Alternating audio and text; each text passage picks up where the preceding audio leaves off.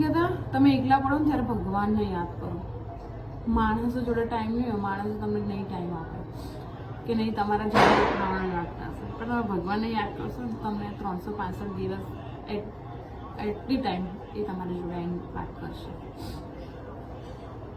બસ આવું જ કંઈક મારું ભોલેનાથનું કનેક્શન છે. ભગવાને મને ભક્તિ કરવાનો આવો ચાન્સ આપ્યો. હું નસીબદાર માનું છું મારી જાતને.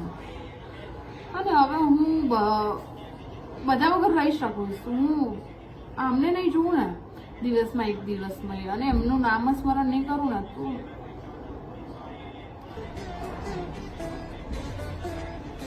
હું ના રહી શકું.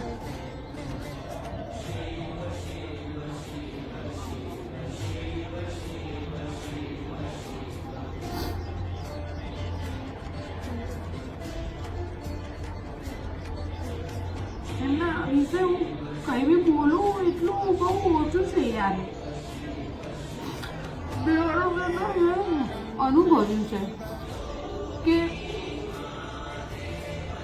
હું કઈ બોલી જ નહીં શકતી યાર. અત્યારે બહુ મને 2 વર્ષની અંદર હું બહુ ચેન્જ થઈ ગઈ. મને કોઈ વસ્તુનું મોહ જ નહીં રહ્યો યાર.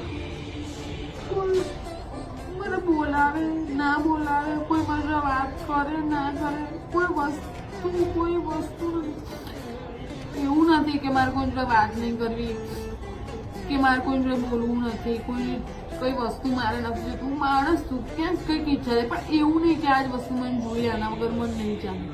મને બધી વસ્તુ ત્યાગ કરતા મને શીખવાડે. મને નહીં મળે તોય મન ચાલશે એવી મને મળે છે.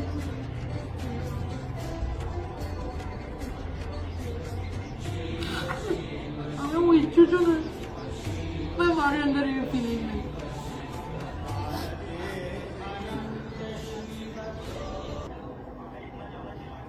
હવે હું ઈચ્છું છું ને મારા કોઈ એવા